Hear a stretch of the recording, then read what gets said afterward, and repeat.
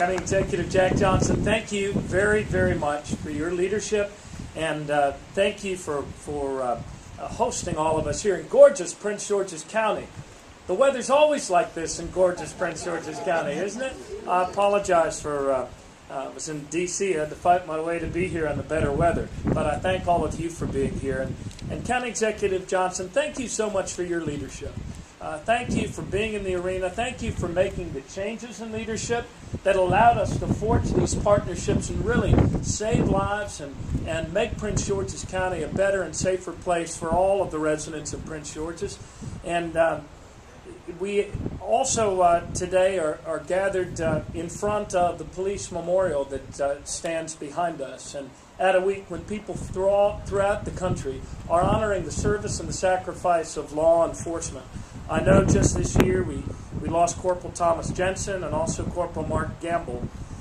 It's a very humbling honor, therefore, to stand in front of the men and women of the Prince George's County Police Department who lay their lives on the line every day for us in order to make our neighborhoods safer. And I think that there is no higher calling than that to be a police officer. So I want to thank Lodge 89 President Vince Canales, Vice President Dean Jones, all of the officers and Chief Hilton and your command staff who are here today. We salute you for the life-saving work that you are engaged in every day.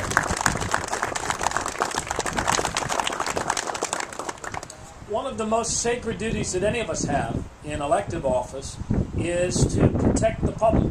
One of the most powerful beliefs we share for all of the diversity of our state is our belief in the dignity of every individual. Therefore, our quality of life we know is defined by the amount of public safety we have on our streets and in our neighborhoods. That's why today's announcement is such a very positive one for us. In the toughest of times, together we have forged the partnerships between the men and women of State's Attorney Glenn Ivey's office and the men and women of U.S. Attorney Rod Rosenstein's office, men and women in law enforcement, men and women represented in state law enforcement by Colonel Sheridan, by Secretary Maynard, Secretary DeVore. The most important things we accomplish are only accomplished when we come together in partnership towards that shared goal of saving lives. And that's why, as the county executive said, there's nothing that makes him happier in his service than being able to point to the reality of schools going up and crime coming down. And I am very, very pleased to be able to announce that thanks to the hard-won gains of officers in Prince George's County and every other county in Maryland, Maryland has reduced violent crime together to our lowest level since 1975.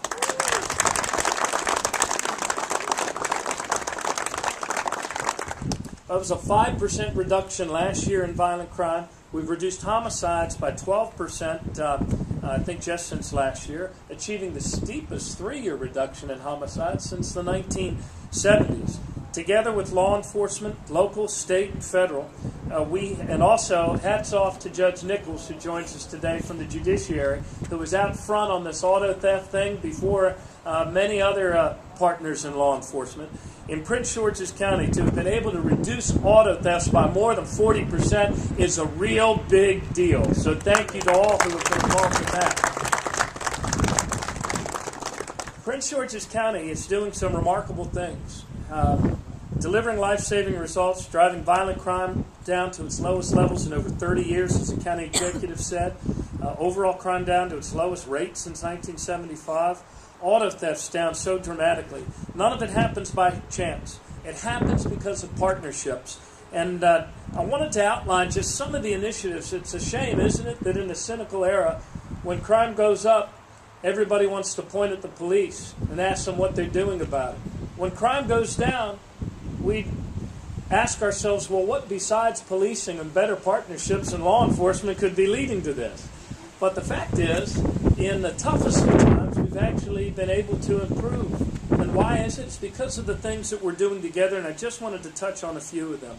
One is the Violence Prevention Initiative, known as VPI, where we are doing a much better job than we ever have of using technology to zero in on the most dangerous offenders that are released back into our neighborhoods on parole and probation, and then partnering with local law enforcement to put them back in jail the first time they violate the terms of their parole or probation before they can murder again. That's been a huge success. Secondly, we inherited a huge backlog of 24,000 unanalyzed DNA samples.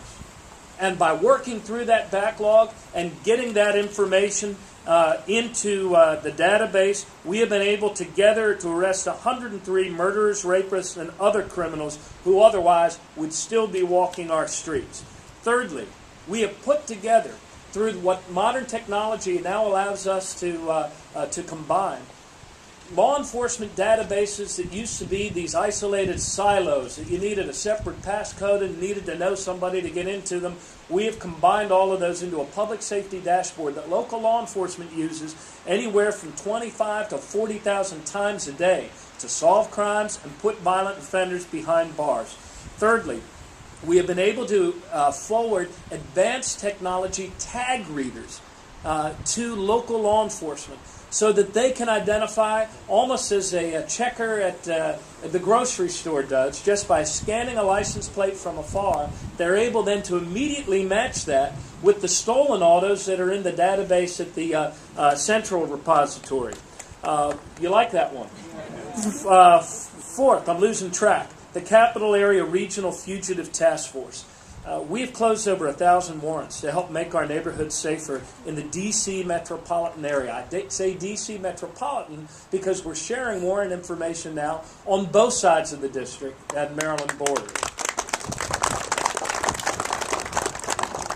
And we are sharing information about most violent parole and probationers on both sides of the district Maryland border.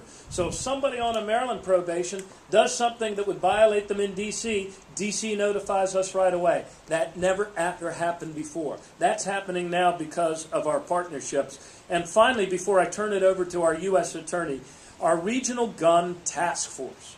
Our Regional Gun Task Force, where state and local police joined together, we were able to seize 217 guns last year that produced 77 arrests for illegal trafficking of guns to keep them out of the hands of the hitmen and the drug enforcers. All of us can see the day when our state will move out of the dubious distinction of being one of the 10 most violent states in America. That day's not yet here. But we know if we continue to make progress, we can move out of that ranking, and our children will have hopes of living in a state that's one of the top 10 safest states in the United States. I have the honor now to be able to introduce our U.S. Attorney for Maryland.